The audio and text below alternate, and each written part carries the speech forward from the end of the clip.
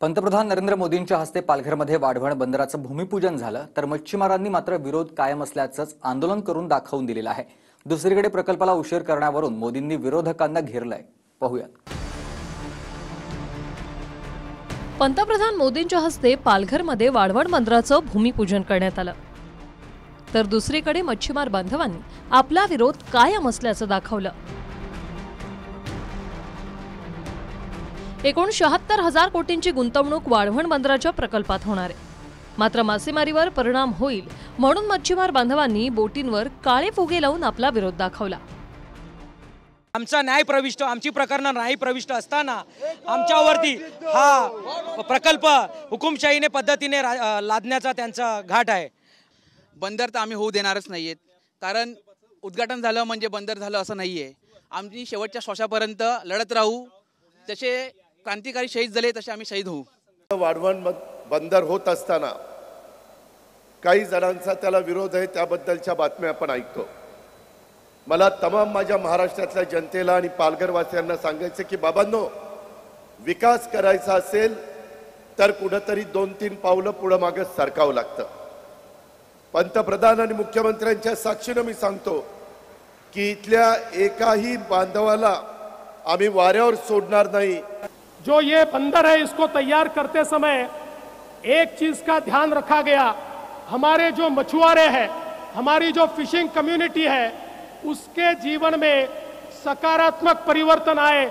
यहाँ पर उनका fishing harbour भी होगा, उनके लिए फिशिंग की नई व्यवस्थाएं भी होगी, उनके लिए नए प्रकार के वहाँ पर वेसल्स भी हम लोग उपलब्ध कर देंगे। और इतना ही नहीं, ये भी तय किया यहाँ के फिशरमैन और यहाँ के आदिवासियों को ही ट्रेनिंग देकर उनको ही यहाँ पर जॉब्स दिए जाएंगे। 1 लाख अवसर यहाँ पर तैयार होंगे, वो यहाँ के आदिवासियों को, यहाँ के ओबीसीज को और यहाँ के फिशरमैन को देने का निर्णय किया। मच्छीमार बांधवाला वाऱ्यावर सोडणार नाही, तसंच अत्याधुनिक बोटी तसंच नोकऱ्याही उपलब्ध करून देण्याचं आश्वासन फडणवीस आणि अजित पवारांनी दिलं। पालघरमधील वाढवण बंदराच्या प्रस्तावित खर्च 76,000 कोटी इतका आहे। भारताची सागरी कनेक्टिव्हिटी वाढेल, निर्यातीत वाढ होईल, मोठी मालवाहू जहाजं उतरतील, अर्थव्यवस्थेला मोठी चालना मिळेल, 12 लाख रोजगारांच्या संधी उपलब्ध होतील असा दावा आहे। जगातील पहिल्या 10 बंदरात वाढवण बंदराचा समावेश होईल। तर पंतप्रधान मोदींनी वाढवण बंदराला रोखण्यावरून आघाडी आणि महाविकास आघाडी सरकारवर निशाणा साधला। नुसतं इकडे काय विध्वंस करायला आलेलं नाहीये। वाढवण बंदर तुम्हाला नाही म्हणून मी नुसतं नाही बोललो का मी जिंकलो नाही, एवढा मी नतद्रष्ट नाहीये। वाढवणला तर मी विरोध करतोयच, वाढवण होऊ देणार नाही तर वचन तुम्हाला देतोच आहे। आणि तुम्हाला सगळ्यांना माहिती आहे, मी एकदा बोलल्यानंतर पुन्हा मागे फिरत नाही। एकदा बोललो तर बोललो। वाढवण बंदराचा विषय त्यांच्या सरकारच्या कागदावर मी पुसून टाकल्याशिवाय राहणार नाही। महाराष्ट्र के इस विकास से आखिरी किसे आपत्ति थी?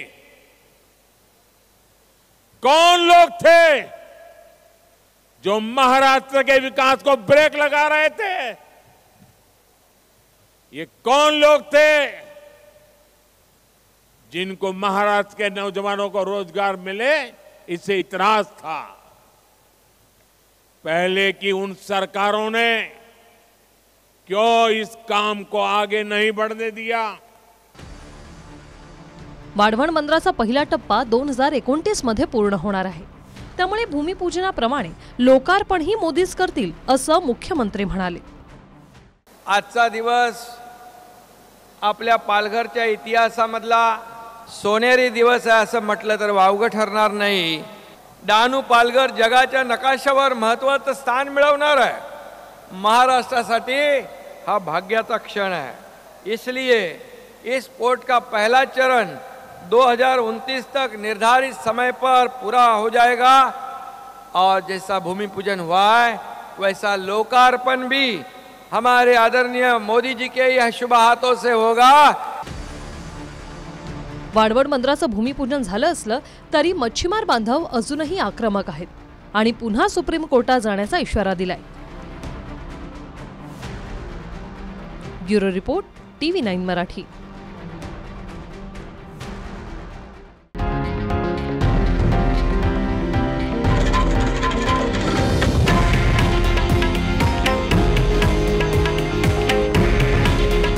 हे आहे देशातील नंबर 1 न्यूज नेटवर्क आणि आपण पाहत आहात TV9 मराठी. काळजी तुमची, हित महाराष्ट्राचं.